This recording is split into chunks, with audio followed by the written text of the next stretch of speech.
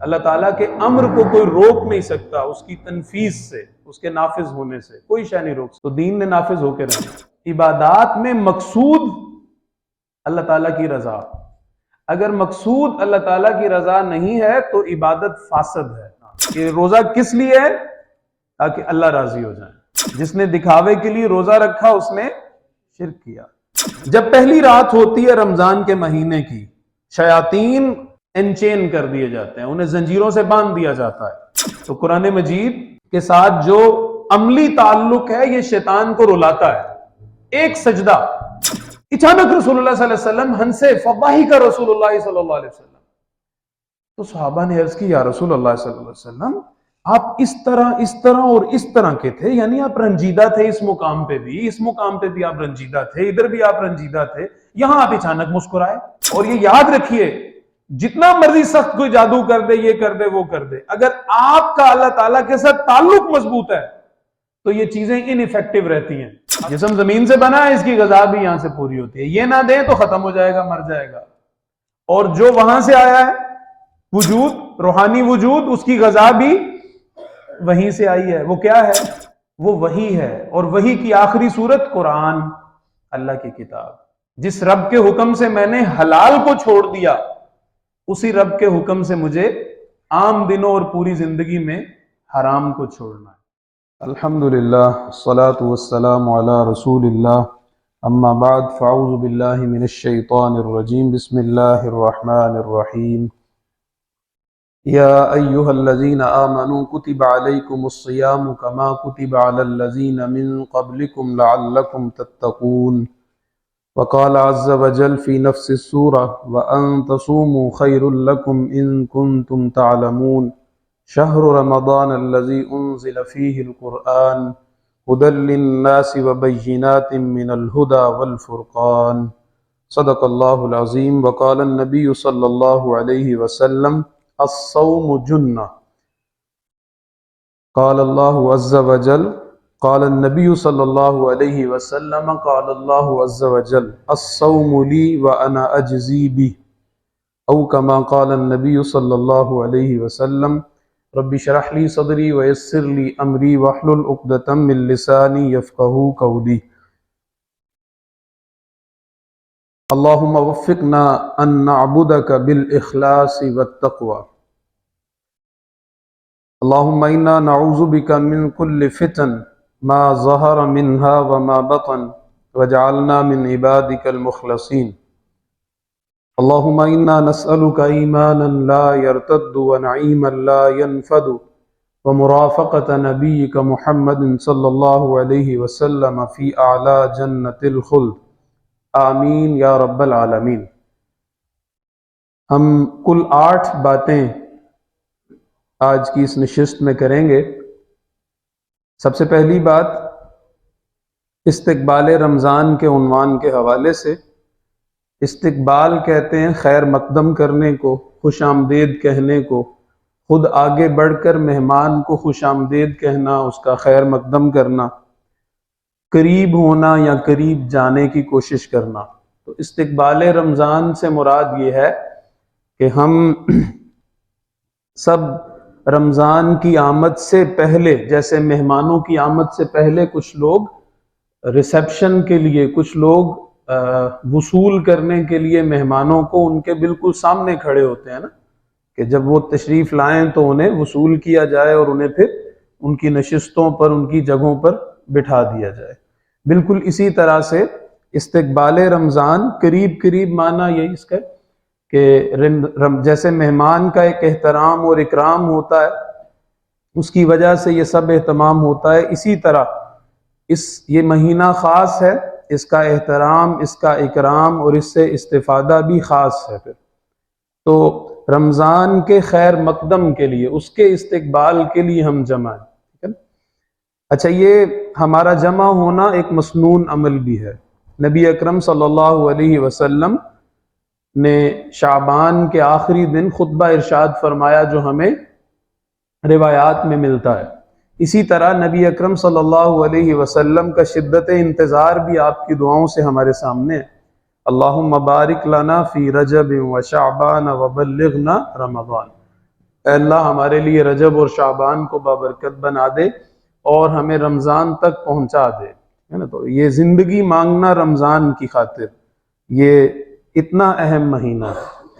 تو اس کی اہمیت کے حوالے سے کچھ باتیں تو انشاءاللہ آگے آئیں گی، تو ہم بھی اس دعا کے ساتھ اصل بات کی طرف آتے ہیں کہ اللہم بارک لنا فی شعبان وبلغنا رمضان، آمین یا رب العالمین۔ دیکھیے اب دوسری بات، پہلی بات یہاں پہ ہماری مکمل ہوئی تمہیدی کچھ بات، دوسری بات یہ ہے کہ اللہ تعالیٰ کے بنیادی تعارف کے لیے تو آیات ہوتی ہیں، البتہ اللہ سبحانہ و تعالیٰ کو ماننے کے بعد جو تفصیلی تعلق ہے اس کی بنیاد عبادات ہیں، ٹھیک ہے نا۔ اس جملے کو سمجھ لیں کہ اللہ تعالیٰ کو جو شخص نہیں مانتا تو وہ غور و فکر کرے گا کائنات پہ، سورج چاند ستاروں پہ، جیسے آیت الآیات ہے، سورہ بقرہ کی آیت، پورے قرآن مجید ہے، ٹھیک۔ افلا ينظرون الى الابل کیف خلقت والى السماء کیف رفعت، اور اسی طرح سے ان فی خلق السماوات والارض واختلاف اللیل والنہار والفلک التي تجری فی البحر بما ينفع الناس وما انزل اللہ من السماء من ماء فاحیا به الارض بعد موتها وبث فيها من كل دابة وتصريف الرياح والسحاب المسخر بين السماء والارض لآیات لقوم یعقلون، ٹھیک ہے۔ صرف یہ ایک مقام پر اتنی نشانیاں ہیں، اب ان کی ترجمہ یا ترجمانی کی ضرورت نہیں ہے۔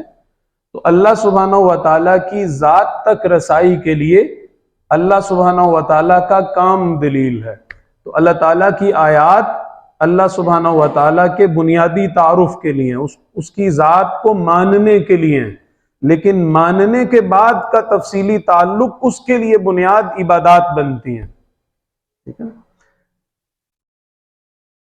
عبادات میں سے ایک عبادت اہم وہ روزہ ہے، گویا روایت بڑی واضح ہے، عبداللہ ابن عمر دیگر صحابہ سے مروی ہے، بڑی معروف روایت ہے، ارکان خمسہ میں سے ہے ایک، روزہ رکھا جائے، رمضان کے روزے رکھنا، یہ ایک جو ہے وہ بنیادی رکن ہے، ایک بنیادی پلر ہے اس کا، دین کا۔ نماز، روزہ، حج، زکوٰۃ، یہ عبادات ہیں۔ عبادات کا معاملہ یہاں کچھ باتیں ہم خاص رک کے سمجھ لیتے ہیں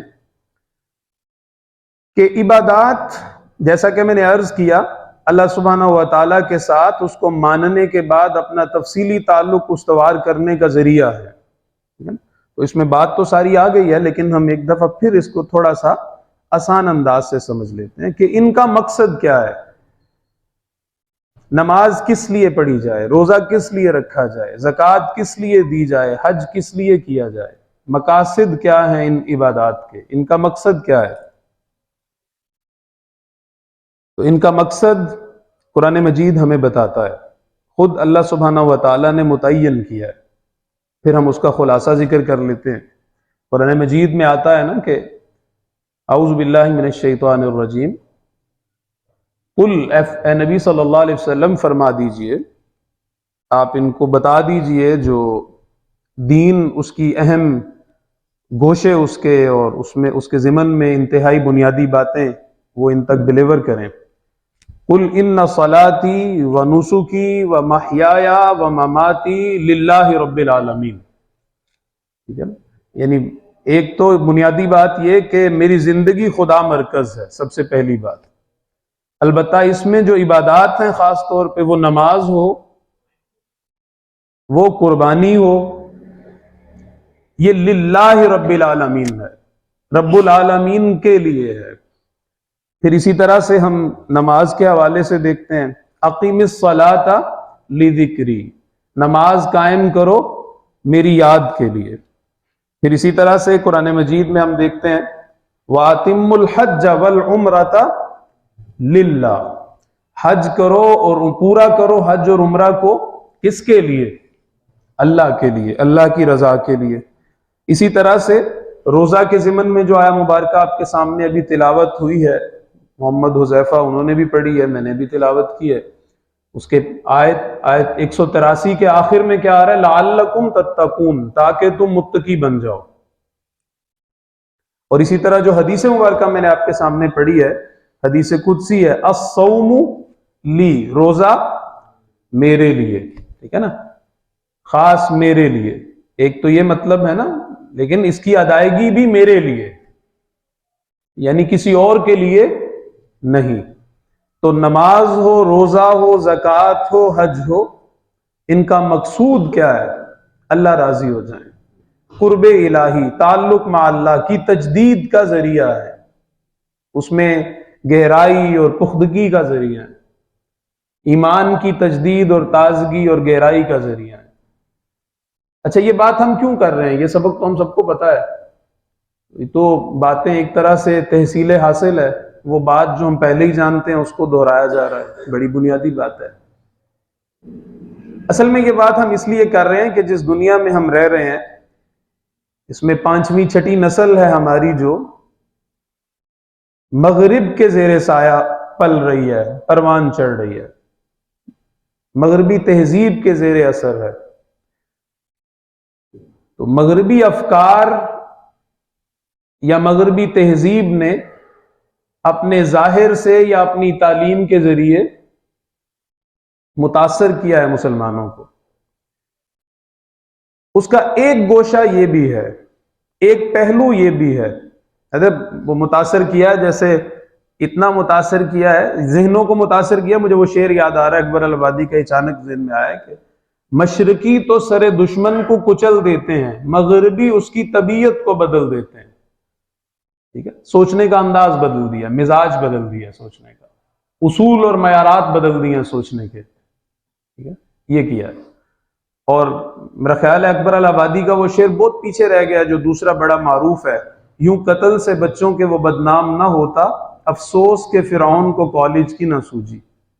اب تو فرعون کالج کے بعد سیدھا مارنے پہ بھی آ چکا ہے نا، دوبارہ وہی کام کر رہا ہے. دنیا میں ہم دیکھ رہے ہیں، غزہ میں دیکھ رہے ہیں، افغانستان میں ہم دیکھ چکے ہیں، شام میں ہم یہ دیکھ چکے ہیں تماشا، برما میں دیکھ چکے ہیں، کشمیر میں ہم دیکھ رہے ہیں. پورا عالم اسلام لہو لہو ہے. یہ پرانی بات ہو گئی، بلکہ اس ٹھکائی سے، اس تعلیم سے پہلے بھی ٹھکائی تھی، اس کے بعد پھر ہے. ٹھیک ہے، انشاءاللہ یہ سلسلہ ختم ہو جائے گا، اللہ کے فضل سے ختم ہوگا. نبی اکرم صلی اللہ علیہ وسلم نے بشارت دی ہے، ثم تکون خلافۃ علی منہاج النبوہ. لوگ جتنے مرضی پاپڑ بیل لیں، جتنے مرضی پیسے انویسٹ کر لیں، صلاحیتیں کھپا لیں، اللہ تعالیٰ جب کسی شے کا ارادہ فرماتے ہیں تو وہ غالب آ کے رہتا ہے. اللہ تعالیٰ کے امر کو کوئی روک نہیں سکتا، اس کی تنفیذ سے، اس کے نافذ ہونے سے کوئی شے نہیں روک سکتی. تو دین نے نافذ ہو کے رہنا ہے. اللہ تعالیٰ سورہ قصص میں بیان کرتے ہیں نا، وہ میرے ذہن میں آ رہی ہے آیا مبارکہ، وَنُرِيدُ أَن نَّمُنَّ عَلَى الَّذِينَ اسْتُضْعِفُوا. ہم نے ارادہ کیا ان لوگوں کے لیے جنہیں زمین میں کمزور بنا لیا گیا تھا، کہ ہم کیا کریں انہیں، کہ نُمَكِّنَ لَهُمْ فِي الْأَرْضِ وَنَجْعَلَهُمُ الْوَارِثِينَ، کہ ہم انہیں زمین میں تمکن عطا کریں اور انہیں زمین کا وارث بنا دیں. اب سامنے فرعون ہے، اکیلے موسیٰ علیہ السلام ہے، 150 سال سے بنی اسرائیل پس رہے ہیں، کیسے ایک صندوق کے اندر یا جو بھی چیز تھی اس میں وہ فرعون ہی کے محل میں پل رہے ہیں، یہ سب کچھ ہے. لیکن اصل میں یہ سب کچھ کیا ہو رہا ہے اتنی باریکی کے ساتھ؟ یہ اللہ تعالیٰ کا امر اپنے غلبے کی طرف بڑھ رہا ہے. ایگزیکٹلی یہ جو بھی پرسیکیوشن ہے، ٹھیک ہے، سیاہیوں سے خزی نہ ہونا، غموں سے اندوہگی نہ ہونا، انہی کے پردے میں زندگی کی نئی سحر جگمگا رہی ہے. ہزار انجم سے ہوتی ہے سحر پیدا، کیا ہے کہ خونے 100,000 انجم سے ہوتی ہے سحر پیدا. انشاءاللہ یہ ساری بات کرنے کا مقصد کیا ہے کہ نبی اکرم صلی اللہ علیہ وسلم کا یہ فرمان اور دیگر فرامین، مستند فرامین مبارکہ کے اپنے متن اور سند کے ساتھ صحیح طور پہ ثبوت کے ساتھ موجود روایات، ان میں اللہ تعالیٰ کا یہ امر جو اس دور کے اندر ظاہر ہونا ہے اسلام کے کلی غلبہ کے ساتھ، اس کی خبر دی گئی ہے. ہمارا اس پر ایمان ہے، اس نے غالب آ کے رہنا ہے.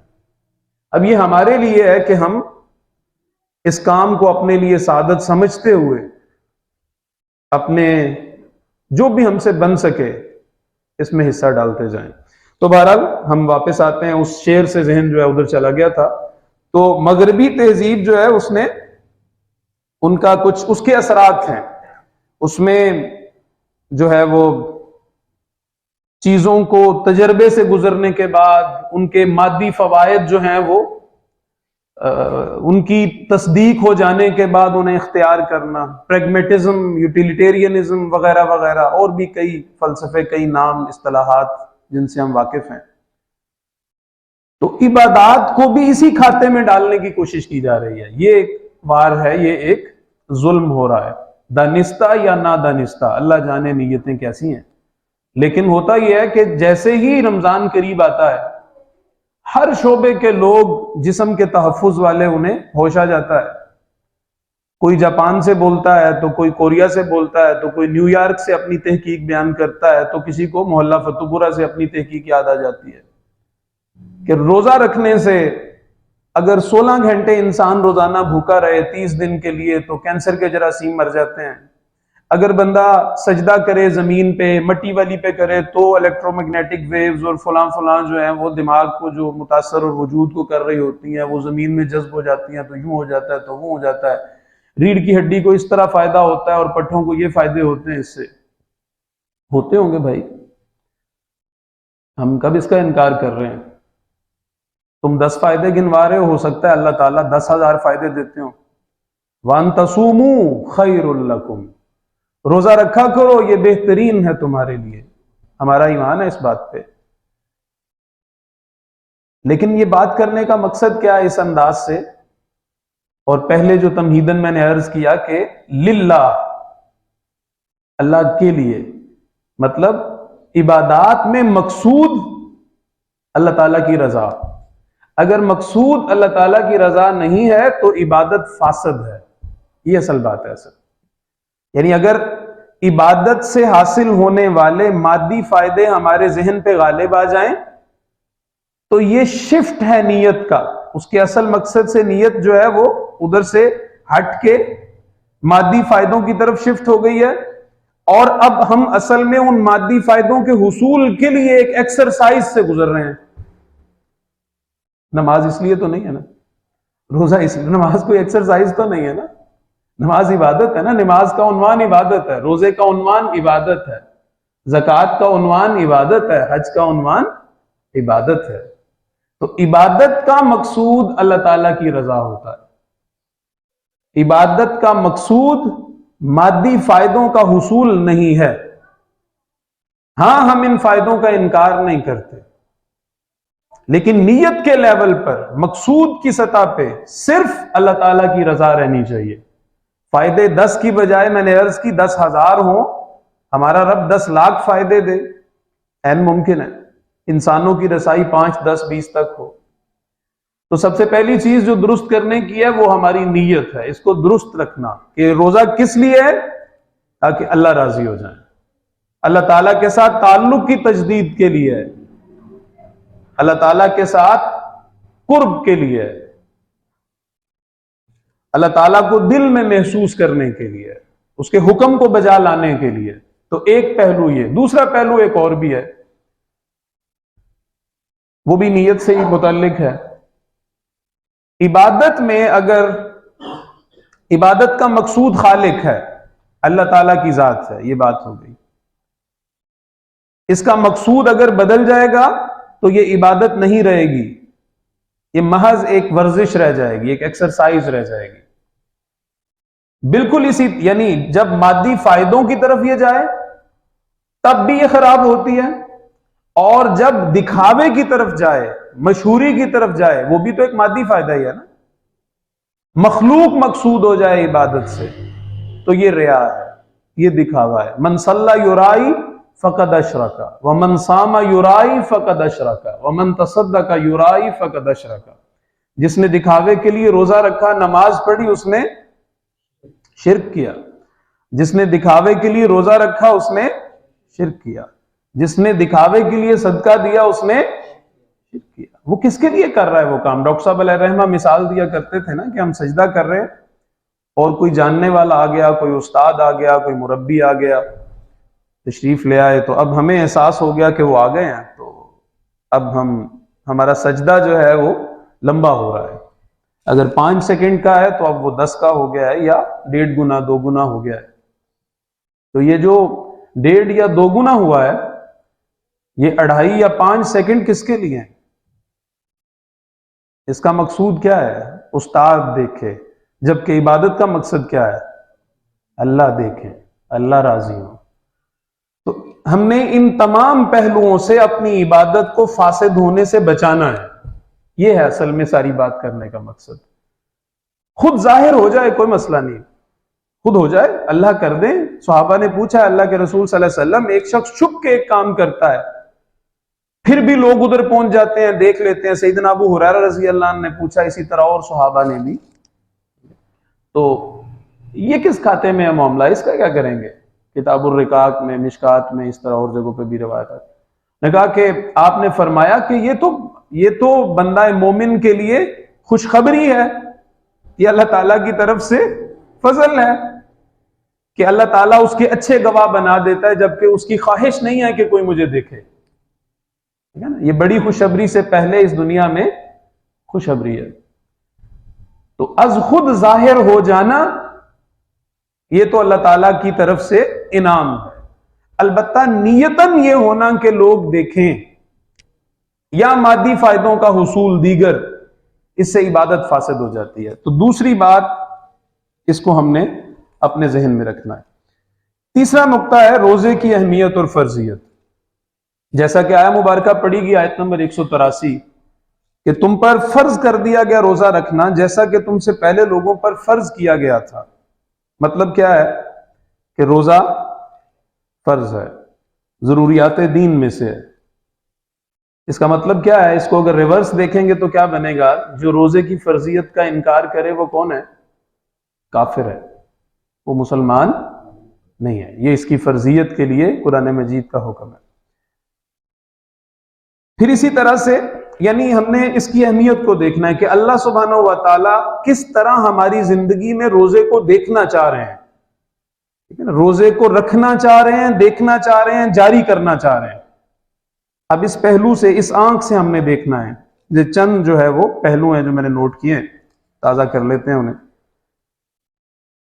تو پہلی بات یہ ہے کہ ہم نے جیسے کہ آیات پڑھی کہ گنتی کے چند دن ہیں، ہاں تم میں سے جو کوئی مریض ہو یا مسافر ہو تو بعد کے دنوں میں اسے پورا کر لیا کرے. فائدہ تم من ایام اخر. مطلب کیا ہے کہ مریض اور مسافر کو وقتی رخصت تو ہے، لیکن اس کی قضا اس نے کرنی ہے. یہ اس کی اہمیت ہے، جان نہیں چھوٹنی. اچھا، پھر اسی طرح سے آپ نوٹ کریں، عورت کو خاص دنوں میں نماز اور روزہ ترک کرنے کی اجازت ہے، رخصت ہے، چھوٹ ہے، لیکن نماز کی قضا نہیں ہے، جبکہ نماز بھی عبادت ہے. معقول بات کیا ہے؟ یہ بڑی اہم بات ہے. یہاں دین کی ایک بہت بڑی حقیقت ہمارے سامنے آتی ہے اس اصول سے. بخاری شریف میں بھی اس کا ذکر ہے، یہاں پہ بھی یہ قدرتی ہمارے سامنے یہ بات آ گئی ہے کہ نماز بھی عبادت ہے، بلکہ ایسی عبادت ہے کہ ایک نماز کو جان بوجھ کے اگر کوئی ترک کر دے تو کافر ہو جاتا ہے. 4 ہماری دینی روایتوں میں دین سے نکل جاتا ہے، کافر ہو جاتا ہے. روزے کے لیے یہ نہیں ہے صرف کبیرہ گناہ کا مرتکب ہوتا ہے، ٹھیک ہے، ترک کرنے سے. وہ اللہ تعالیٰ کی مشیت کے تحت ہے، اللہ اس کو عذاب دیں یا پکڑیں، یہ اس کا اور رب کا معاملہ ہے. اس کے باوجود آپ دیکھیں خاص دنوں میں عورتوں کو نماز کی تو رخصت ہے، روزے کی بھی رخصت ہے، لیکن نماز کی قضا نہیں ہے، روزے کی قضا ہے. یہ اہمیت ہے روزوں کی، اسے پورا کرنا ہے انہوں نے. اچھا، پھر اسی طرح سے نبی اکرم صلی اللہ علیہ وسلم کی زندگی میں ہمیں روزے مسلسل نظر آتے ہیں. آپ رجب اور شعبان میں مسلسل روزے رکھا کرتے تھے. پھر اسی طرح سے شوال میں جیسے ہی رمضان ختم ہو تو 6 روزے رکھیں. پھر اسی طرح سے نبی اکرم صلی اللہ علیہ وسلم سموار اور جمعرات کو روزہ رکھا کرتے تھے. اور آپ نے دونوں کی حکمتیں مختلف ذکر کی ہیں. ایک تو مشترک کی ہے سموار اور جمعرات کی کہ ان دونوں دنوں میں اعمال پیش ہوتے ہیں، اور ایک روایت میں آتا ہے کہ سموار میری پیدائش کا دن ہے. دو طرح سے ذکر کیا ہے. تو روزہ ہمیں نظر آ رہا ہے. پھر نبی اکرم صلی اللہ علیہ وسلم ہر مہینے میں 3 روزے رکھا کرتے تھے، ایام 20 کے. چاند کی جو سفیدی ہے اس سے یہ 20 جو ہے وہ لفظ ہے. اچھا، 13، 14 اور 15 کو، اور پھر اس کی فضیلتیں ذکر کی ہیں حدیث میں، اس کے لیے فضائل ہیں بیان ہوئے. پھر اسی طرح سے ایک اور پہلو بڑا دلچسپ ہے کہ یہاں بھی اللہ تعالیٰ نے روزوں کو داخل کیا ہے کہ گناہوں کے کفارے میں 2-3 چیزوں کا ذکر ہوگا، ایک بیچ میں سے روزہ ہے. قسم ٹوٹ گیا، روزے رکھو. 10 مسکینوں کو کھانا کھلاؤ، 3 روزے رکھو، یہ کرو. اچھا، اسی طرح سے زہار ہو جائے، بیوی کو ماں کہہ بیٹھے، اب یہ مذاق نہیں ہے، اس مذاق کا خمیازہ بھگتنا پڑے گا. 60 مسکینوں کو کھانا کھلائیں یا 60 روزے رکھیں ساتھ میں، اور ان میں سے اگر ایک بھی جان بوجھ کے چھوڑ دیا روزہ تو دوبارہ گنتی شروع سے شروع ہوگی، 1 سے لے کر 60 تک دوبارہ شروع کرنا ہے. تو روزوں کو آپ دیکھیں کہ کس طرح سے ایمان والوں کی، مسلمانوں کی زندگی کے اندر لایا جا رہا ہے مسلسل. تو یہ روزے کی اہمیت کے حوالے سے کچھ بات ہم نے کی ہے. اسی طرح سے 9، 10 محرم کے اور دیگر روزے بھی ہیں. بس آپ کے سامنے الحمدللہ ایک یہ پہلو چاہ رہا تھا کہ اس کی اہمیت جو ہے وہ تھوڑی نمایاں ہو فرضیت کے ساتھ ساتھ. اچھا، اب اسی طرح سے چوتھی بات، رمضان کے روزے کی فضیلت کے حوالے سے. روزوں کی فضیلت بھی اس میں آ جائے گی بعض روایات میں، اور خاص طور پر رمضان کے روزے کا تقریباً 99% ذکر آئے گا. ایک روایت بڑی غیر معمولی ہے اس ضمن میں، متفق علیہ روایت ہے بخاری مسلم میں. سیدنا سہل بن سعد رضی اللہ عنہ بیان کرتے ہیں کہ ان فی الجنت بابا، جنت میں ایک دروازہ ہے، یقال لہ الریان، اس کا نام ریان ہے، اسے ریان کہا جاتا ہے. يدخل منه الصائمون یوم القیامت لا يدخل منه احد غیرهم، اس میں سے صرف روزہ دار داخل ہوں گے قیامت کے دن، اس کے علاوہ کوئی داخل نہیں ہوگا. تو اس روایت سے یہ لگ رہا ہے کہ صرف رمضان کے روزے رکھنے والے نہیں، اس روایت کے مزاج سے یہ لگ رہا ہے رمضان کے روزے رکھنے والے بھی داخل ہو سکتے ہیں اس میں، لیکن کثرت سے روزے رکھنے والے، ایام 20 کے روزے رکھنا، سموار کے روزے رکھنا، جمعرات کے روزے رکھنا، ویسے ہی روزے رکھنا، ٹھیک ہے، کثرت سے روزہ رکھنے والے اللہ تعالیٰ کے ساتھ اپنے تعلق کو زندہ رکھنے کے لیے، اس کی تجدید اور بڑھوتری کے لیے جو اس عبادت کا اہتمام کرے گا کثرت سے، اس کے لیے یہ دروازہ ہے خاص طور پر باب الریان. یقال، کہا جائے گا، این الصائمون، قیامت والے دن کہاں ہیں وہ روزے دار کثرت سے روزے رکھنے والے؟ فیقومون، پس وہ کھڑے ہوں گے، لا يدخل منہ احد غیرہم، اور ان پھر بار بار روایت میں یہ آ رہا ہے کہ ان کثرت سے روزے رکھنے والوں کے علاوہ کوئی داخل نہیں ہوگا اس دروازے سے. فَإِذَا دَخَلُوا، بس جب وہ داخل ہو جائیں گے، اغلق، تو دروازے کو بند کر دیا جائے گا، اغلقا، فَلَمْ يَدْخُلْ مِنْهُ أَحَدٌ، پھر تیسری دفعہ آپ دیکھیں کہ ریپیٹ ہو رہا ہے، جبکہ بات جو ہے وہ پہلے بھی چوتھی دفعہ بلکہ آ رہا ہے کہ پھر اس میں سے کوئی داخل نہیں ہوگا. بس ابوبکر صدیق رضی اللہ عنہ جو ہے وہ، انہوں نے ایک دفعہ سوال کیا، یہ اس دروازے سے ذہن میں وہ روایت آ گئی ہے، غیر معمولی ہے. اللہ کے رسول صلی اللہ علیہ وسلم، کوئی ایسا خوش نصیب بھی ہوگا جو 8 دروازے جس کو بلائیں گے؟ رسول اللہ صلی اللہ علیہ وسلم کا فرمان کہ اظن انک منہم، مجھے گمان ہے کہ تم انہی میں سے ہو. ماشاءاللہ، سب غیر معمولی ہے، رضی اللہ عنہ وارضاہ. تو روزہ کی فضیلت کے حوالے سے ہم بات کریں. اسی طرح یہ روایت بڑی معروف ہے، ہم نے ڈاکٹر صاحب علیہ رحمہ سے بھی سنی ہے، پھر بکس میں بھی اس کو پڑھا ہوگا کہ جس کسی نے رمضان کے روزے رکھے ایمان اور احتساب کے ساتھ، غفر لہ ما تقدم من ذنبہ، اس کے پچھلے تمام گناہ معاف کر دیے گئے. ایمان یعنی اخلاص کے ساتھ، اور احتساب اپنا جائزہ لیتے ہوئے، اللہ تعالیٰ سے معافیاں مانگتے ہوئے، لوگوں کے حقوق ادا کرتے ہوئے، اللہ تعالیٰ کے حق میں جو کمی ہو گئی، افراط و تفریط ہو گیا، اس میں اللہ تعالیٰ سے معافی مانگتے ہوئے، تو غفر لہ ما تقدم من ذنبہ، اس سے پہلے جو کچھ ہوگا وہ بخش دیا جائے گا۔ سبحان اللہ، اللہم ربنا اجعلنا منہ، آمین۔ اسی طرح نبی اکرم صلی اللہ علیہ وسلم نے فرمایا، حدیث قدسی ہے کہ ابن آدم کا ہر عمل اس کے لیے ہے سوائے روزے کے، یہ خاص میرے لیے ہے اور اس کی جزا میں ہی لوں گا، اس کا ثواب میں خود متعین کروں۔ ساری چیزوں کا متعین اللہ تعالیٰ نے کیا نا، لیکن جسے کہتے ہیں نا ایک خاص نسبت اپنے ساتھ دی جا رہی ہے، تو یہ خاص نسبت ہی اس کو اور زیادہ اہم بنا رہی ہے۔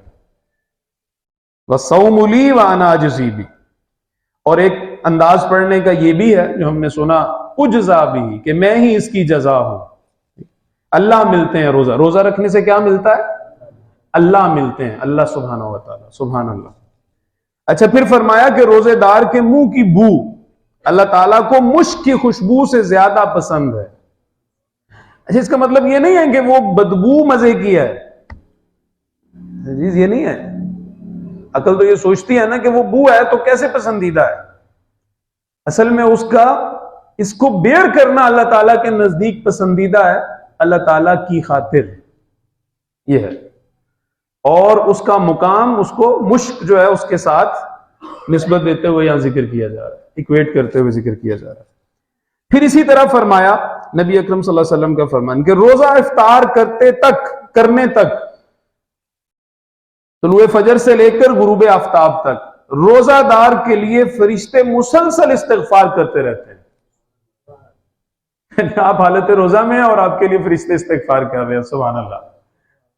اللہم اغفر لی علی، اللہم اغفر لی عبداللہ، اللہم اغفر لی فلان، اللہم اغفر لی فلان، یہ سب۔ اور ایک اور چیز یہیں پہ ایڈ کر لیں، اللہ تعالیٰ نے دل میں ڈالی ہے روایت، کہ نماز فرض جب پڑھتا ہے بندہ، نبی اکرم صلی اللہ علیہ وسلم نے فرمایا دیکھو اپنی دائیں جانب نہ تھوکا کرو، تھتکارنا ہو نا جب، ٹھیک ہے، تو وہ اب بائیں جانب تھتکارا کرو، یا اگر کسی نے تھوکنا ہو تو کپڑے کا کنارہ لے کے اس کو کرنی۔ ایمرجنسی ہے نا، ایک مسئلہ سمجھا رہے ہیں رسول اللہ صلی اللہ علیہ وسلم۔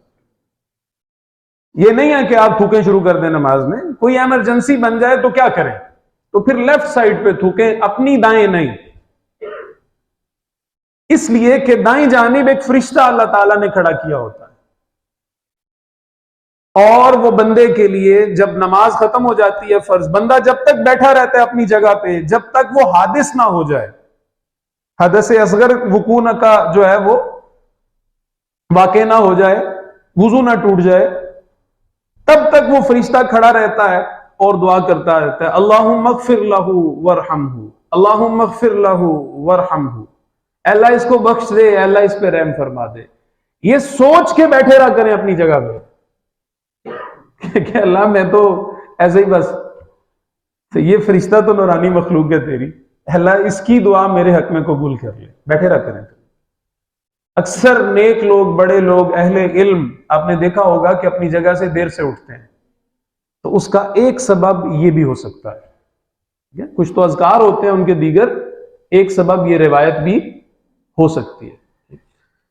تو اسی طرح سے روزہ دار کے لیے فرشتے استغفار کرتے رہتے ہیں۔ پھر اس کی اہمیت، اس کی فضیلت رمضان کے روزے کی، رسول اللہ صلی اللہ علیہ وسلم نے فرمایا رمضان کا ایک روزہ ترک کر دینا جان بوجھ کے، ساری زندگی اس کی قضا کرتے رہنے سے بھی وہ اس کا حق ادا نہیں ہوتا، ساری زندگی، یہ اتنا اہم ہے ایک ایک روزہ۔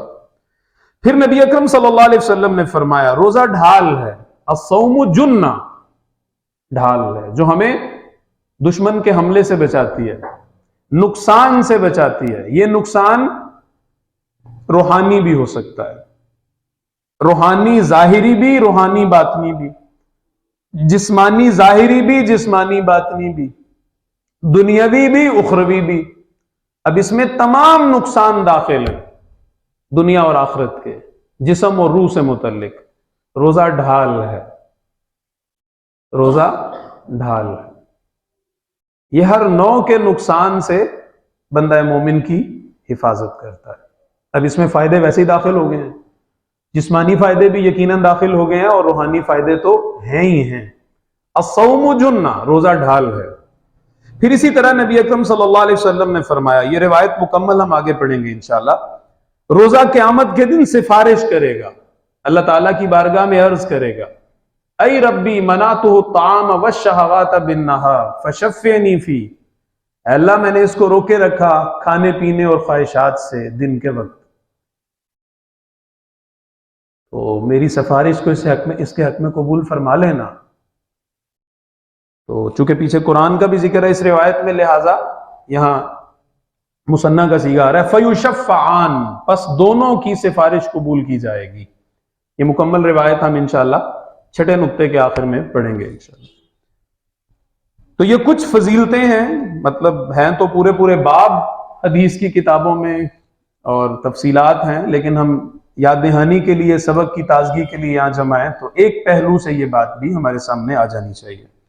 پھر اسی طرح رمضان کی فضیلت بحیثیت مجموعی، یہ تو ہے روزے کی فضیلت، اس کے کچھ پہلو، رمضان کی فضیلت کے حوالے سے کچھ پہلو ہیں، انہیں ہم تازہ کر لیتے ہیں۔ یہاں پہ وہ خطبہ آ رہا ہے جو رسول اللہ صلی اللہ علیہ وسلم نے ارشاد فرمایا تھا، بلکہ اس سے پہلے ایک دو احادیث اور بھی ہیں، ترمذی اور ابن ماجہ سے ہے، سیدنا ابو ہریرہ رضی اللہ عنہ بیان کرتے ہیں، رسول اللہ صلی اللہ علیہ وسلم نے فرمایا، جب پہلی رات ہوتی ہے رمضان کے مہینے کی، شیاطین انچین کر دیے جاتے ہیں، انہیں زنجیروں سے باندھ دیا جاتا ہے، اور بگڑے ہوئے مردود جتنے بھی جن ہیں انہیں بھی، سرکش جن انہیں بھی، وغلقت ابواب النار فلم یفتح منہا باب، اور جہنم کے تمام دروازے بند کر دیے جاتے ہیں، کوئی ایک بھی کھلا نہیں رہتا۔ جہنم کے 7 دروازے ہیں اور جہنم کے 8 دروازے ہیں۔ وفتحت ابواب الجنت ولم یغلق منہا باب، اور جنت کے دروازے تمام کھول دیے جاتے ہیں، ایک بھی بند نہیں رہتا ان میں سے۔ یہ ایک فضا ہے جو اسپرچولی سیٹ کی جاتی ہے۔ ہمارے لیے یہ دنیا غیب کی دنیا ہے، ان سین ہے، لیکن آپ یہ دیکھتے ہیں نا کہ اس کے اثرات کیا ہیں پھر، کہ جس کو ہم نے کبھی مسجد میں نہیں دیکھا ہوتا وہ بھی ایک دم مسجد میں آتا ہے۔ اس کا مطلب کیا ہے کہ لوگوں پہ ترس کھائیں، شیاطین نے لوگوں کو کیپچر کیا ہوا ہے، ان کے خیر خواہ بنیں، ان سے دوستی کریں، ان کو ذکر دیں، ان کو فکر دیں، ان کو قرآن سے جوڑیں، عبادات سے جوڑیں، ان کے کام آئیں۔ تو اللہ تعالیٰ یہ پورا جسے کہتے ہیں نا اسپرچول ایٹماسفیئر چینج کرتے ہیں، بدلتے ہیں اس پوری فضا کو، کہ جہنم کے دروازے بند ہو رہے ہیں، وہ سیک ختم ہو رہا ہے، جنت کے کھل رہے ہیں، رحمت آ رہی ہے، شیاطین بن رہے ہیں، جن جو ہے سرکش قابو کیے جا رہے ہیں، بالکل ایک جو ہے وہ ماحول بدلا جا رہا ہے۔ لہٰذا لوگ جوک در جوک مساجد کی طرف نظر آتے ہیں، ہمیں آتے ہیں، ٹھیک ہے۔ وَيُنَادِي مُنَادٍ، اب یہ ہے پھر خاص فضا جو ماحول روحانی بنایا جا رہا ہے۔ پکارنے والا پکارتا ہے، یا باغی الخیر اقبل، اے خیر کے چاہنے والے آگے بڑھ، دوڑ لگا خیرات میں، بھلائیوں میں آگے سے آگے بڑھ۔ وَيَا بَاغِيَ الشَّرِّ اقصر، اور اے شر کے چاہنے والے تھم جا، رک جا۔ وَلِلَّهِ عُتَقَاءٌ مِّنَ النَّارِ وَذَلِكَ كُلَّ لَيْلَةٍ، اور اللہ تعالیٰ کی طرف سے آگ سے آزادی، رہائی ملتی ہے، اور یہ ہر رات کو ہوتا ہے۔ اللہ تعالیٰ روزانہ رات کو، رمضان کی راتوں کو لوگوں کو بخشتے ہیں۔ تو رمضان کی رات یہ نوٹ کر لیں، یہ اہم ہے، اس پہ انشاءاللہ آگے بات ہوتی ہے تھوڑی۔ اسی طرح سے یہ خطبہ ہے رسول اللہ صلی اللہ علیہ وسلم کا، ہم تیزی سے اس کے کچھ حصے جو ہے اس کو، بلکہ اس کا ترجمہ پڑھ لیتے ہیں بس۔ سلمان فارسی رضی اللہ عنہ بیان کرتے ہیں کہ رسول اللہ صلی اللہ علیہ وسلم نے شعبان کے آخری دن خطبہ ارشاد فرمایا ہمیں، آپ یوں گویا ہوئے، اے ایمان والو، اے لوگو، تم پر ایک انتہائی عظیم مہینہ آ رہا ہے، اپنے سائے ڈال رہا ہے، سایہ فگن ہو رہا ہے۔ یہ بڑا مبارک مہینہ ہے، یہ ایسا مہینہ ہے کہ اس میں ایک رات ہے جو 1000 مہینوں سے زیادہ افضل ہے۔ یا جس میں عبادت 1000 مہینوں کی عبادت سے زیادہ افضل ہے. سورۃ القدر میں لیلۃ القدر اور سورۃ دخان میں لیلۃ مبارکہ بابرکت رات، یہ دونوں سیم ہیں.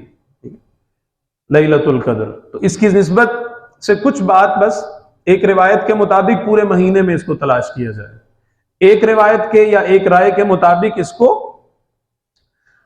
رمضان کی آخری 10 راتوں میں تلاش کیا جائے ہر رات میں، ایک رائے کے مطابق اس کو رمضان کے آخری عشرے کی طاق راتوں میں تلاش کیا جائے، 21، 23، 25، 27، 29.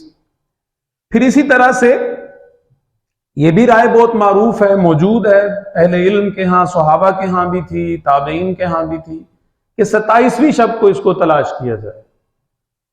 ٹھیک ہے، زیادہ جو عام جو جس پر علماء جس پہ خاص زور دیتے ہیں وہ یہ نبی اکرم صلی اللہ علیہ وسلم کے فرمان کی بنیاد پہ کہ طاق راتیں جو ہیں آخری عشرے کی ان میں اس کو تلاش کیا جائے. تو یہ بھی اسی مہینے میں آ رہی ہے، بحیثیت مجموعی فضیلت کا ہم مطالعہ کر رہے ہیں. اب آگے سنیے، اللہ تعالیٰ نے اس میں روزہ رکھنے کو فرض قرار دیا اور اس کی رات میں قیام کو نفل قرار دیا. اچھا اب دیکھیں، پیچھے آیا کہ رات میں بخشش ہوتی ہے. اچھا اسی طرح سے قیام کی اہمیت کو یہاں ذکر کر دیا گیا، نفل ذکر کر کے، لیکن ساتھ ہی آپ دیکھیں کہ بڑا حکیمانہ جملہ آ رہا ہے. وہ کیا ہے کہ جو کوئی قرب حاصل کرے گا اس مہینے میں کسی بھی نیکی اور بھلائی کو کر کے، اللہ تعالیٰ کا قرب حاصل کرنے کی کوشش کرے گا. یہاں خیر اور بھلائی کا اصل مقصود بھی الفاظ میں بتا دیا گیا، وَمَن تَقَرَّبَ فِيهِ، جو قرب حاصل کرنے کی کوشش کرے گا اس مہینے میں کسی نیکی کے ذریعے بھی، کسی نیکی کے کام کے ذریعے، تو یہ ایسے ہی ہوگا جیسے اس نے اس کے علاوہ مہینے کا کوئی فرض ادا کیا ہے. تو گویا اس کا نفل جو ہم ادا کریں گے وہ بھی فرض کے برابر ہے. اور پھر آگے فرمایا جو فرض ہیں یہ ایسے ہی ہیں جیسے کسی نے اس مہینے کے سوا میں 70 فرض ادا کیے ہوں. اور یہ صبر کا مہینہ ہے، صبر کا بدلہ جنت ہے. کھانا، خواہشات، پیاس، اس سارے کے ساتھ محنت، اپنی سبارڈینیشن ماتحتوں کے اوپر، ملازمین پہ، متعلقین، آئلی زندگی میں غصے سے بچنا. وَهُوَ شَهْرُ الصَّبْرِ، یہ صبر کا مہینہ ہے، برداشت کا مہینہ ہے. وَالصَّبْرُ ثَوَابُهُ الْجَنَّةُ، صبر کا بدلہ جنت ہے. وَشَهْرُ الْمَوَاسَاتِ، یہ غم گساری اور ہمدردی کا مہینہ ہے. ٹھیک ہے، لوگوں کی خیر خبر لینا، خدمت خلق میں بہت بڑھ جانا. چنانچہ رسول اللہ صلی اللہ علیہ وسلم کے بارے میں آتا ہے نا، وہ جو سیدنا جبرائیل علیہ السلام کے ساتھ دور والی روایت ہے اس میں، کہ جب رمضان آتا سیدنا جبرائیل امین تشریف تو رسول اللہ صلی اللہ علیہ وسلم کے ساتھ جو قرآن جب آپ سناتے تو آپ تیز آندھی سے بھی زیادہ تیزی سے مال انفاق کرتے، صدقہ کرتے تھے. یہ اس تعلق کی وجہ سے. اس رمضان کی نسبت ایک یہ بھی ہے، خدمت خلق میں بہت بڑھ جانا، غم گساری، خیر خواہی لوگوں کی، پوری امت کی. آگے کچھ بات انشاءاللہ آ جائے گی مزید. وَشَهْرٌ يُزَادُ فِيهِ رِزْقُ الْمُؤْمِنِ، یہ مہینہ ہے جس میں ایمان والے کا رزق بڑھا دیا جاتا ہے، روحانی بھی بڑھ جاتا ہے اور مادی بھی بڑھ جاتا ہے. اور جو کوئی افطاری کروائے گا اس مہینے میں کسی روزہ دار کی تو اس کے لیے اللہ تعالیٰ کی جناب سے اس کے گناہوں کی بخشش کا اعلان ہے، اور اس کی گردن کو اللہ تعالیٰ آگ کے عذاب سے آزاد کر دے گا، اور اس کے لیے روزہ دار کی عبادت کے مثل اجر ہوگا، بغیر اس کے کہ روزہ دار کے اجر کو کسی طریقے سے کم کیا جائے. دونوں طرف سے اللہ تعالیٰ اس کو بیلنس فرما رہے ہیں. سبحان اللہ. تو اس میں ایک اہم اصول یاد رکھ لیں، جب بھی صدقہ کریں، جب بھی کوئی نفلی عبادت کریں تو زیادہ سے زیادہ نیتیں اس میں جمع کر لیا کریں. آپ نے نہیں اس کو میکسیمائز کرنا، اللہ تعالیٰ نے کرنا ہے. اللہ تعالیٰ کو ضرب دینی آتی ہے. آپ روپیہ دیں، اگر 1 روپیہ ہی دے رہے ہیں تو آپ پورے خاندان کی نیت کر لیں، اس میں سب کی طرف سے، پوری امت کی طرف سے. جتنی بڑی نیت کریں گے اتنا زیادہ اللہ تعالیٰ اس کو بڑھا چڑھا دیں گے. ٹھیک ہے، یعنی میکسیمم ثواب کمانے کا جو انداز ہے وہ بھی سیکھنا چاہیے ہمیں. 2 نفل پڑھنے لگے ہیں رکعت، تمام خیر کی نیتیں اس میں جمع کر لیں. اے اللہ تمام خیر کی نیتیں میں اس میں جمع کرتا ہوں, ان کو جمع کر لیں, اس طرح کر لیں. تو یہ ضمناً بات جو ہے وہ آگئی. قلنا یا رسول اللہ, ہم نے عرض کیا اللہ کے رسول صلی اللہ علیہ وسلم, ہم میں سے ہر کوئی ایسا تو نہیں ہے جو پاتا ہو جس سے وہ افطار کروا سکے روزہ دار کو, اتنا پیسہ مال تو نہیں ہے, ذرائع وسائل نہیں ہے. تو رسول اللہ صلی اللہ علیہ وسلم نے فرمایا اللہ تعالیٰ یہ ثواب اس کو بھی دے گا جو افطار کروائے کسی روزہ دار کو, لسی کا جو ایک گھونٹ ہے اس سے, یا دودھ کا ایک گھونٹ ہے اس سے, او شربت من ماء, یا پانی کے ایک گھونٹ سے, اور غالباً ایک روایت میں آتا ہے او بتمرۃ, یعنی یا کسی ایک کھجور کے ذریعے ہی چاہے, میں بھول رہا ہوں اس وقت, غالباً میں نے کہیں پڑھا ہے. اب یہ ہر کوئی کر سکتا ہے ہم میں سے, اس اجر سے کوئی بھی محروم نہ رہے. البتہ جو کوئی پیٹ بھر کے کھانا کھلائے گا کسی روزہ دار کو تو اللہ تعالیٰ اس کو پلائے گا میرے حوض سے ایسا گھونٹ یا ایسا پلانا کہ اس کو پیاس نہیں لگے گی یہاں تک کہ وہ جنت میں داخل کر دیا جائے گا. یہ مہینہ ہے کہ اس کا پہلا حصہ رحمت ہے, رحمت کا عشرہ جیسے ہم کہتے ہیں, عشرہ رحمت. واوسطہ مغفرۃ, اور وسطی عشرہ جو ہے درمیان والا عشرہ وہ بخشش کا ہے, اور وآخرہ عتق من النار, اور آخری عشرہ آگ سے آزادی کا ہے. ومن, یعنی ان تینوں کا مقصود ایک ہی ہے, جس پہ اللہ تعالیٰ کی رحمت ہوگی وہ بھی اس کا بھی کام بن گیا, جس کی بخشش ہو گئی اس کا بھی کام بن گیا, اور جس کی آگ سے رہائی کا اعلان ہو گیا اس کا بھی کام بن گیا. جس کی بخشش ہوگی وہ بھی آگ سے رہا ہو گیا, جس پہ جو آگ سے رہا ہو گیا وہ رحمت اور بخشش میں آ گیا. یہ تین عنوانات ہیں اصل میں آدمی کو اٹریکشن کے لیے, اس کو متوجہ کرنے کے لیے مومن کو, اور مختلف اینگلز سے دعائیں مانگنے کے لیے. یہ ایسے محسوس ہوتا ہے, واللہ اعلم. ومن خفف عن مملوکہ فیہ, اور جو کوئی بوجھ ہلکا کرے گا اپنے مملوک سے, اپنے ملازم سے, اپنے ماتحت سے اس مہینے میں, اس کے ڈیوٹی آورز کم کر دے, اس کا مطلب کام کی مقدار کم کر دے, وقت کی کا دورانیہ کم کر دے, اور معمول میں اگر ڈانٹتا ہے تو اس کو بھی چھوڑ دے, ویسے تو باز آئے تو اس کو اس سے بھی نکل آئے. تو ان چیزوں سے بچے, اہتمام کرے. خاص طور پر یہ ہم آگے دیکھیں گے کہ یہ بڑا غیر معمولی تزکیہ کا مہینہ ہے.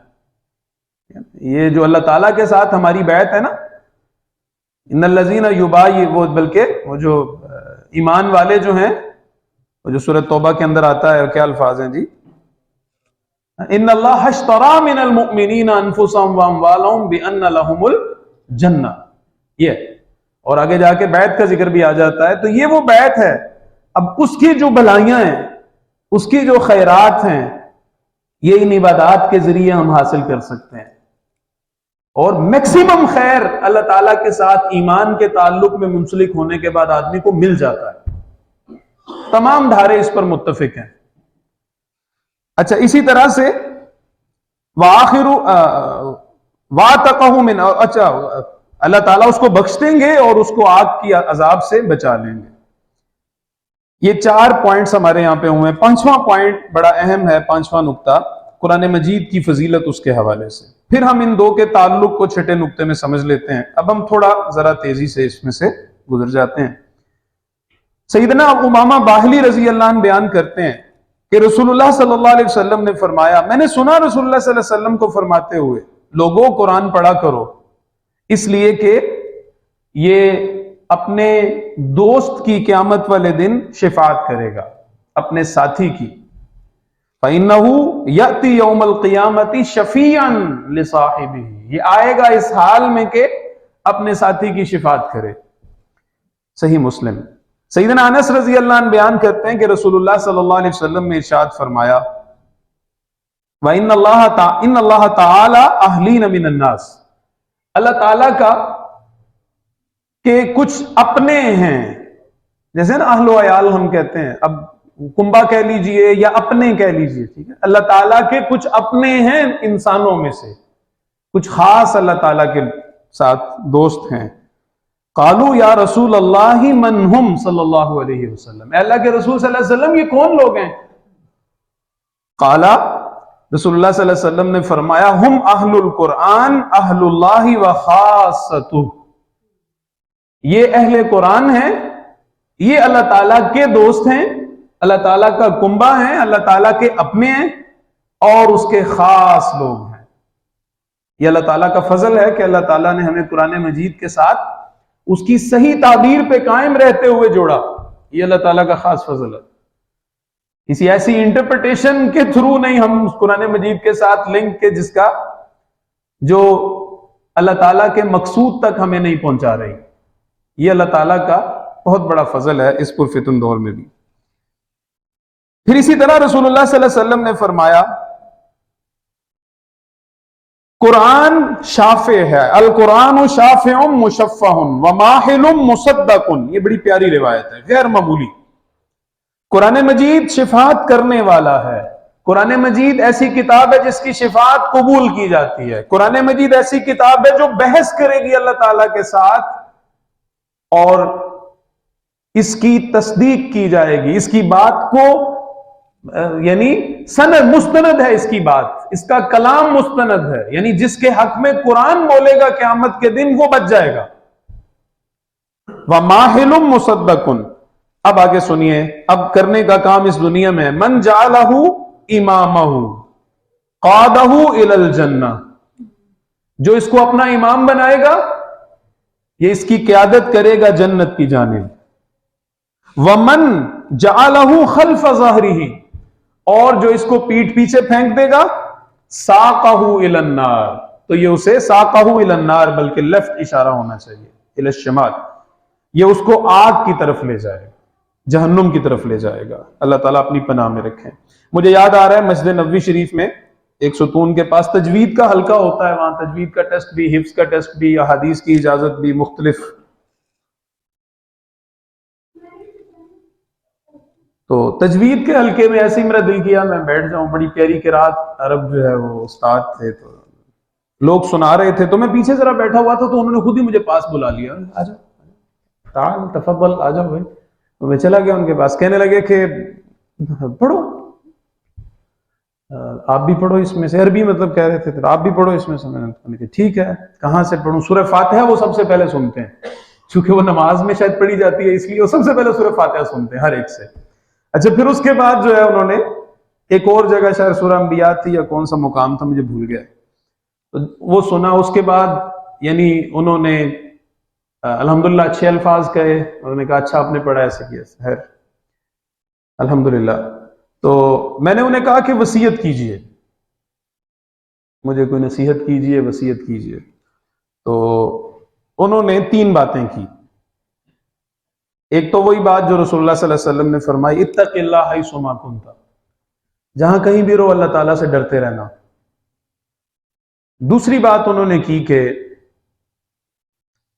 قرآن تمہارا بہترین دوست ہو، یہ مجھے یاد آ رہا ہے۔ اور تیسری بات انہوں نے کی کہ جو کچھ اس میں لکھا ہے اس پہ عمل کرتے رہنا۔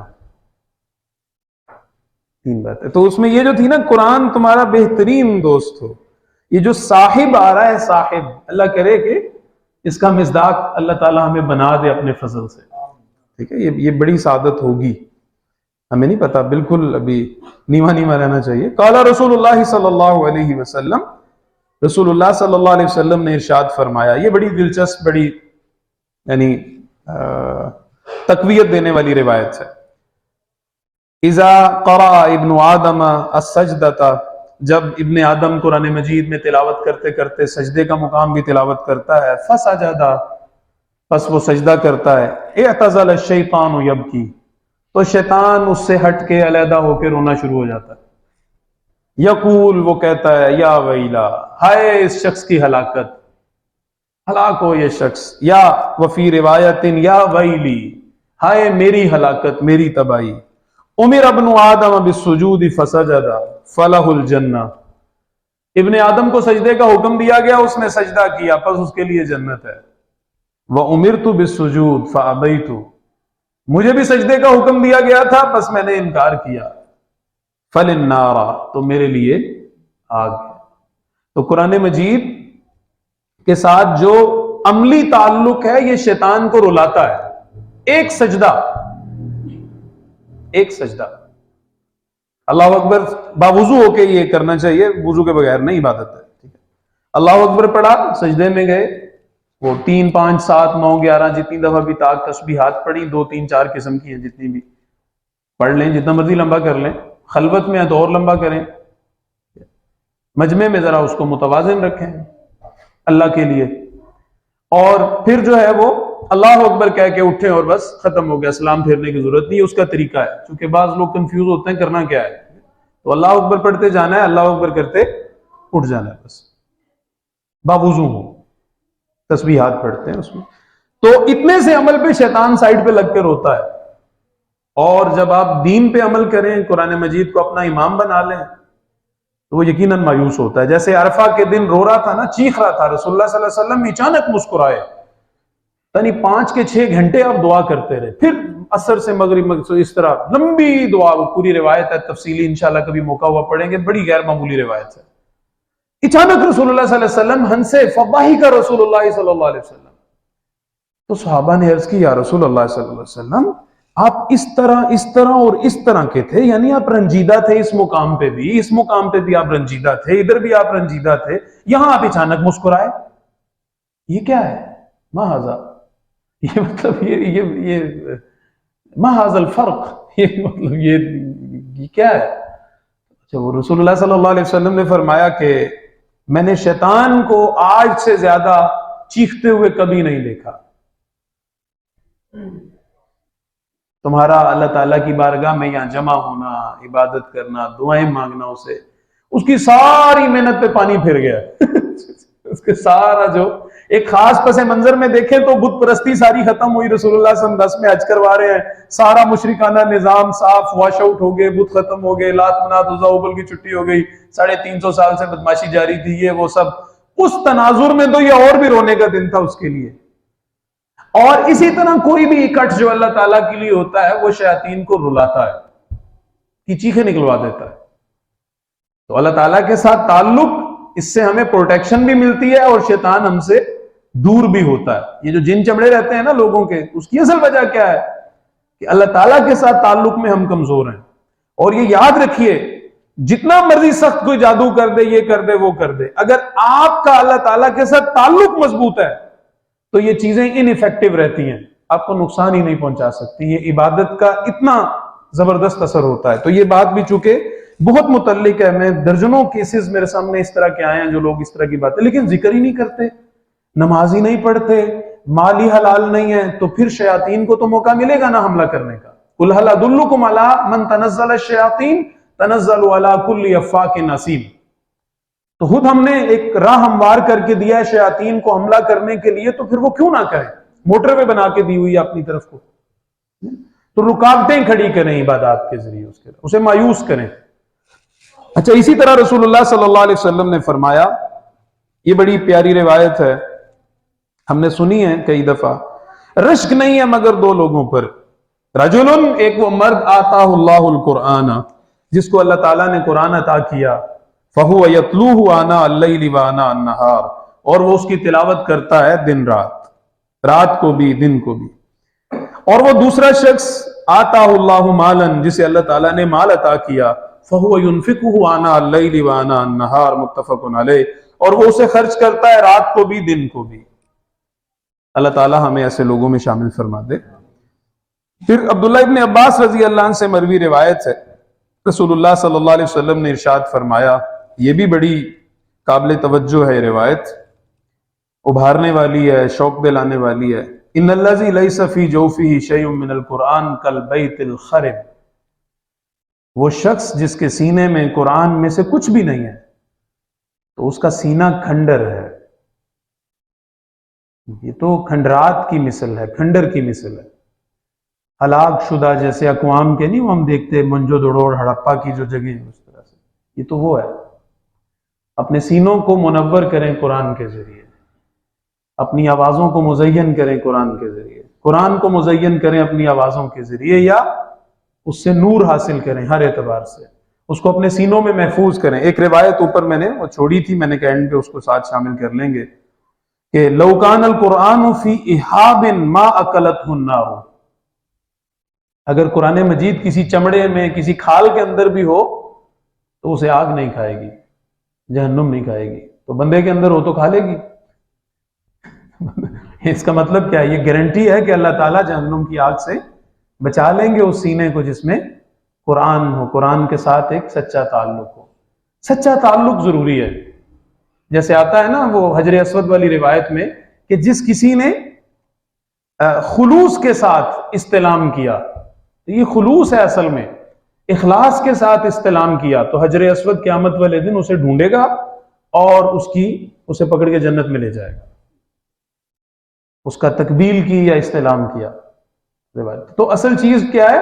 اخلاص ہے، یہ اس کے ساتھ جڑا ہوا ہے۔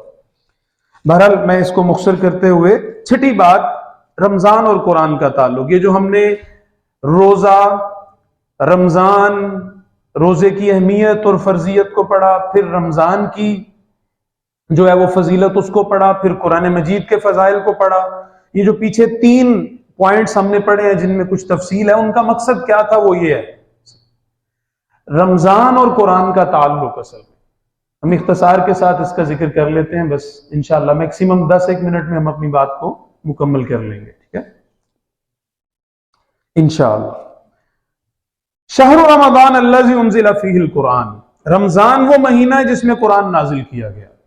یہ قرآن یہ بڑی بابرکت، بڑی غیر معمولی کتاب ہے۔ یہ جہاں جہاں جا رہی ہے ہر چیز کو بابرکت بنا رہی ہے۔ رسول اللہ صلی اللہ علیہ وسلم یعنی جس رات میں، اوپر سے شروع ہو جائیں، جس رات میں نازل ہوا وہ رات سب سے افضل ہے، جو فرشتے لے کر آئے ہیں وہ سب سے افضل ہیں، جن پر نازل ہوا وہ انبیاء میں سب سے افضل ہیں، جس مہینے میں نازل ہوا وہ مہینہ سب سے افضل ہے، جس امت کو ملا ہے وہ امت سب سے افضل ہے، وغیرہ۔ یہ فضیلت، لیکن یہ فضیلت تقوی اور عمل کی شرط کے ساتھ ہے۔ وہاں شرائط پوری ہیں اوپر تک، امت پر آ کے جو حصہ لا ینال عہد الظالمین، ظالموں کو وعدہ نہیں پہنچتا اللہ تعالیٰ کا۔ رسول اللہ صلی اللہ علیہ وسلم نے واضح طور پہ، ایک روایت میں آتا ہے، آپ ایک دفعہ تشریف فرما تھے، آپ نے کچھ فتنوں کا ذکر فرمایا، ایک فتنے کا ذکر فرما کے آپ نے کہا کہ میرے اہل بیت میں سے ایک شخص ہوگا، رجل من اہل بیتی، ٹھیک ہے۔ اب مطلب رسول اللہ صلی اللہ علیہ وسلم کی اولاد میں سے ایک نسبی تعلق ہونے کے باوجود نے فرمایا کہ اس سے فتنہ اٹھے گا۔ اب وہ کون سا شخص ہے، کون سا نہیں ہے، وہ بنو عباس میں سے تھا یا کون تھا، مطلب اب اسپیسیفکلی وہ نہیں ہے، لیکن قیامت کے قریب قریب آتا ہے اس روایت میں، ٹھیک ہے۔ وَلَيْسَ مِنْ أَهْلِي، آپ نے آگے فرمایا نہیں میرا اہل ہوگا، اس لیے کہ اس کے اعمال وہ درست نہیں ہے، اور میرے دوست متقین ہوں گے۔ نسب اپنی جگہ، لیکن اللہ تعالیٰ کے ساتھ تعلق کی شرط کے ساتھ نسب اہم ہوتا ہے۔ من بطا بھی عملہ لم یسرع بھی نسب، جس کا عمل اسے پیچھے چھوڑ دے اس کا نسب اسے آگے نہیں کر سکتا، ٹھیک ہے۔ البتہ عمل بھی ہے اور نسب بھی ہے، تو یہ خصوصی فضیلت ہے۔ ذالک فضل اللہ یؤتیہ من یشاء واللہ ذو الفضل العظیم۔ یہ تو ہم جو بات عرض کر رہے تھے کہ یہ فضیلتیں قرآن کے ذریعے مل رہی ہیں۔ اب رمضان اور قرآن کا آپس میں تعلق کیا ہے؟ ڈاکٹر صاحب علیہ الرحمہ ہمیں حقیقت انسان کا موضوع سمجھایا کرتے تھے، اب اختصار سے بس میں ذکر کر دیتا ہوں۔ یہ ہمارا ظاہری جسم بس یہی کل انسان نہیں ہے، قرآن مجید شاہد ہے، احادیث شاہد ہیں کہ اس کے علاوہ بھی ہے، ایک نہ نظر آنے والی حقیقت بھی اس وجود کے اندر پنہا ہے، ٹھیک ہے۔ وہ اشعار، وہ اقبال کے، وہ مولانا روم کے، وہ سب کچھ جو سنایا کرتے، ظاہر اب یہ نہ تو میں وہ سنا سکتا ہوں، نہ ابھی وقت ہے، ٹھیک ہے، اگر کچھ یاد بھی ہیں تو بھی نہیں سنا سکتا۔ بہرحال آیا مبارکہ اور حدیث مبارکہ کے ذریعے ہم بس اس موضوع کی ایک دفعہ اس کی تازگی کر لیتے ہیں۔ اعوذ باللہ من الشیطان الرجیم۔ فَإِذَا سَوَّيْتُهُ، جب میں آدم علیہ السلام ان کا تسویہ کر دوں، ان کا فزیکل جو سٹیچر ہے یہ میں بنا دوں، وَنَفَخْتُ فِيهِ مِن رُوحِي فَقَعُوا لَهُ سَاجِدِينَ، اور ان کے اندر اپنی روح پھونک دوں یا اپنی جناب سے روح پھونک دوں، ایسی روح جس کو مجھ سے بڑا قرب اور نسبت حاصل ہے، جو بھی تعویل کریں آپ، تو اس کے سامنے سجدہ ریز ہو جانا، اس کی عظمت جو ہے وہ بجا لانا، اس کو تسلیم کر لینا۔ تو یہاں دو چیزیں ہیں، ایک مٹی سے وجود، چونکہ سب سے پہلے انسان ہے، بعد میں یہی مٹی پانی یا مادے کی لکوڈ کی صورت نسل در نسل منتقل ہو رہی ہے۔ آدم علیہ السلام پہلے انسان ہیں جو باپ اور ماں دونوں کے بغیر ہیں، لہٰذا ان کا وجود بنا کے فزیکل سٹرکچر، اس میں جو ہے وہ روح پھونکی گئی ہے۔ قرآن مجید یہی بیان کر رہا ہے، فَإِذَا سَوَّيْتُهُ وَنَفَخْتُ فِيهِ مِن رُوحِي، یعنی جسم جمع روح برابر ہے آدم علیہ السلام۔ اسی طرح حدیث مبارکہ میں آتا ہے کہ عبداللہ ابن مسعود رضی اللہ عنہ سے مروی روایت ہے متفق علیہ کہ تم میں سے ہر کوئی ماں کے پیٹ میں 40 دن نطفہ، 40 دن علقہ، 40 دن مضغہ کی حالت میں ہوتا ہے۔ یہ کل 120 ہو گئے۔ 120 جو ہے وہ تقسیم 30 برابر 4، یعنی 4 مہینے تک تقریباً بچہ بنیادی سٹرکچر اس کا بن چکا ہوتا ہے۔ دل تو ہے ہی ہے، ٹھیک ہے، تو اب دل کے اندر وہ جو روح ہے اسے اس میں، اس وجود میں، اس آدم میں جو ہے پھونک دیا جاتا ہے، جیسے آدم علیہ السلام میں پھونکا گیا تھا۔ جب 4 مہینے پورے ہو جاتے ہیں، ثم یرسل الیہ الروح، پھر اللہ تعالیٰ ارسال کرتے ہیں، بھیجتے ہیں اس وجود کی جانب، ابن آدم کی جانب، ایک فرشتے کو، فینفخ فیہ الروح، اور وہ اس کے اندر روح کو پھونکتے ہیں۔ یہ ہے وہی عمل جو آدم علیہ السلام کے ساتھ ہوا تھا ماضی میں، بالکل پہلے ابتدان، ایگزیکٹلی ہر بچے کی پیدائش سے پہلے ماں کے پیٹ کے اندر اس کے ساتھ یہ معاملہ ہوتا ہے۔ تو یہ دو چیزیں ہیں، سپرم زندہ ہوتا ہے نا، لیونگ ہوتا ہے، اور وہ جو وجود بن رہا ہے وہ بھی زندہ ہی ہوتا ہے، زندگی تو اس میں ہوتی ہے۔ تو روح زندگی نہیں ہے، روح زندگی کے علاوہ ہے، یہ ہے اصل میں۔ تو زندہ جسم جمع روح برابر ہے انسان، یہ ہے انسان۔ حقیقت انسان اس طرح ہمیں سمجھاتے تھے ڈاکٹر صاحب۔ اچھا، دوسری بات اس میں، یہ بات واضح الحمدللہ، اس میں کوئی ابہام نہیں ہے۔ ڈاکٹر صاحب علیہ رحمہ یہ بھی ذکر کرتے تھے کہ ایک، یعنی یہ زندہ جسم، یہ وجود اس مٹی سے پیدا ہوا ہے نا، اس مٹی کو مختلف مراحل سے گزار کے، اور پھر اس کے خلاصے سے من سلالۃ من ماء مہین جو ہے، یہ اس کو انسان کو جو ہے وہ پیدا کر دیا گیا، یا من طین لازب الی اللہ، وہ ساری آپ آیات جمع کر لیجئے، ٹھیک ہے۔ لہذا اس کی بقا کا انحصار بھی اسی زمین پہ ہے، اسی مٹی پر ہے، اس کی ساری غذا اسی زمین سے حاصل ہوتی ہے۔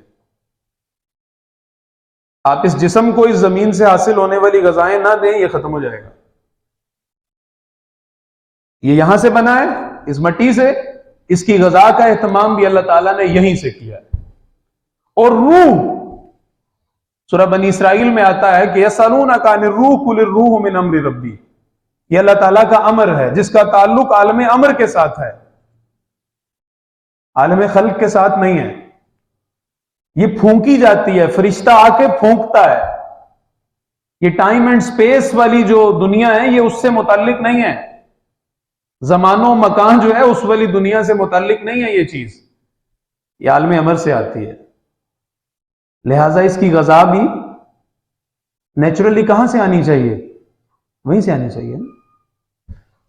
جسم زمین سے بنا ہے، اس کی غذا بھی یہاں سے پوری ہوتی ہے، یہ نہ دیں تو ختم ہو جائے گا، مر جائے گا۔ اور جو وہاں سے آیا ہے وجود، روحانی وجود، اس کی غذا بھی وہیں سے آئی ہے۔ وہ کیا ہے؟ وہ وحی ہے، اور وحی کی آخری صورت قرآن، اللہ کی کتاب۔ اگر اس کو خوراک نہ دیں تو وہ بھی مر جائے گا۔ اب ڈاکٹر صاحب علیہ رحمہ اس مقام پہ ہمیں سمجھایا کرتے تھے کہ رمضان تہذیب نفس کا 2 آتشا پروگرام ہے، 2 رخا، 2 ڈائمینشنل جو بھی ہے، یہ اس میں ایک تربیت کا انتظام ہے، پروگرام ہے۔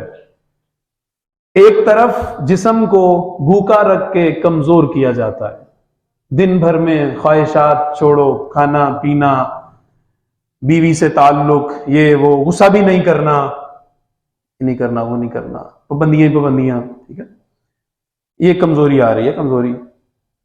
اور دوسری طرف رات میں قرآن حکیم، قیام اللیل بالقرآن، روح کی غذا، یعنی جسم کی غذا کو کم کر کے روح کی غذا کو بڑھایا جا رہا ہے. دن میں بھی روح کو تقویت دی جا رہی ہے، رات میں بھی روح کو تقویت دی جا رہی ہے. گویا رمضان روح کا مہینہ ہے. روح کی پرورش، اس کی بالیدگی، اس کی حفاظت، اس کی نشو و نما کا خاص اہتمام ہے اس مہینے میں. اب وہ آپ پڑھیے شہر رمضان الذی انزل فیہ القرآن، رمضان وہ مہینہ ہے جس میں ہم نے قرآن نازل کیا. آگے فضیلتیں تو رمضان کی آنی چاہیے لیکن قرآن کی بیان ہو رہی ہے. میں نے چونکہ وہ تحدید کی تھی وقت کی، میں اس کو مکمل کر رہا ہوں مختصر. اور پھر اب اس قیام اللیل والی روایت کو سامنے لائیے کہ اس کے قیام کو تطوع بنایا، لیکن جو بھی کوئی خیر کا کام کرے گا وہ نفل فرض کے برابر ہو جائے گا. پھر اس روایت کو ذہن میں لائیے کہ من صام رمضان ایمانا واحتسابا غفر له ما تقدم من ذنبه، جس نے روزہ رکھا ایمان و احتساب کے ساتھ اس کے تمام گناہ بخش دیے گئے. ومن قام رمضان ایمانا واحتسابا غفر له ما تقدم من ذنبه، جس کسی نے قیام کیا رمضان کی راتوں میں ایمان اور احتساب کے ساتھ، اس کے بھی سابقہ تمام گناہ معاف کر دیے گئے. اب وہ روایت لے کر آئیے القرآن والصیام، الصیام والقرآن یشفعان للعبد، روزہ رکھنا اور قرآن پڑھنا یہ بندے کی شفاعت کریں گے دونوں.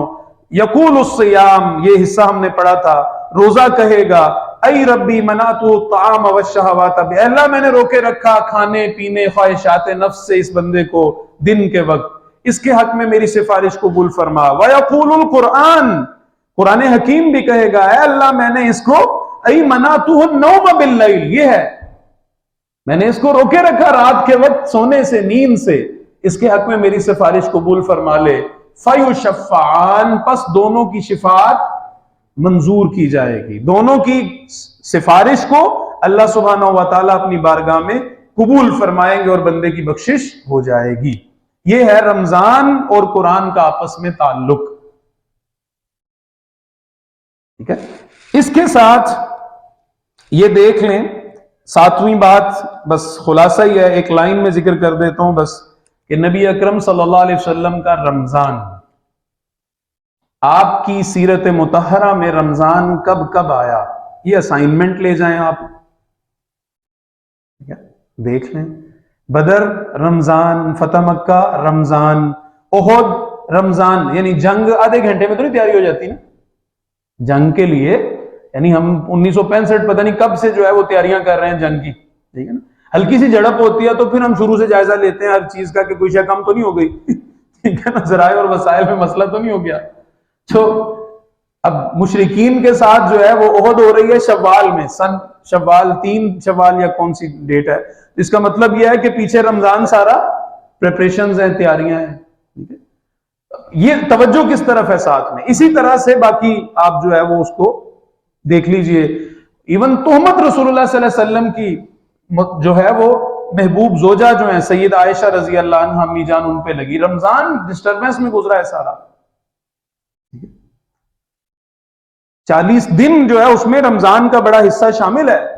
وہ شعبان تھا جس میں غزوہ مستلق تھا، اس کا مسئلہ ہوا تھا، اس سے واپسی پہ یہ جو ہے تہمت لگی. اسی طرح دیگر مواقع، ان سب کو اب آپ جمع کر لیجئے کہ رسول اکرم صلی اللہ علیہ وسلم کا رمضان کیسے گزرا. نبی اکرم صلی اللہ علیہ وسلم، یعنی رمضان ایک روزہ رکھنا عبادت ہے، یہ عبادت اللہ تعالیٰ کے ساتھ تعلق کے لیے ہے. اس تعلق کا اظہار پھر زندگی میں کرنا ہے، ہم نے اپنی ذات پہ، اس زندگی میں معاشرے میں کرنا ہے. تو اپنی ذات کا تزکیہ بھی کرنا ہے اور اس نظام کا تزکیہ اور ماحول کا تزکیہ بھی کرنا ہے. یہ بدر، یہ احد، یہ حنین، یہ احزاب، یہ سب مواقع بندہ مومن کی زندگی میں آتے ہیں، اس کی معاشرت میں بھی آتے ہیں، انفرادی حیثیت میں بھی اور اجتماعی حیثیت میں بھی. تو یہ کلندری پھر اس پیٹرول کو حاصل، اس جذبے کو حاصل کرنے کے بعد ہم نے یہ دکھانی ہے، اس پہ قائم رہنا ہے. اور آخری چیز، یہ صرف رمضان کے روزے نہیں ہیں، اصل میں رمضان کے روزے 11 مہینے اور پوری زندگی کو اسی طرح اللہ تعالیٰ کے حکم کے تابع گزارنے کی ایک مشق ہے.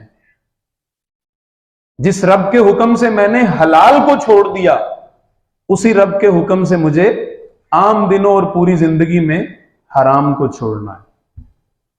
اللہ تعالیٰ سے دعا ہے کہ اللہ تعالیٰ ہمیں تقوی عطا کریں، لعلکم تتقون۔ اور رسول اللہ صلی اللہ علیہ وسلم نے فرمایا ان اولیائی المتقون، میرے دوست متقین ہیں۔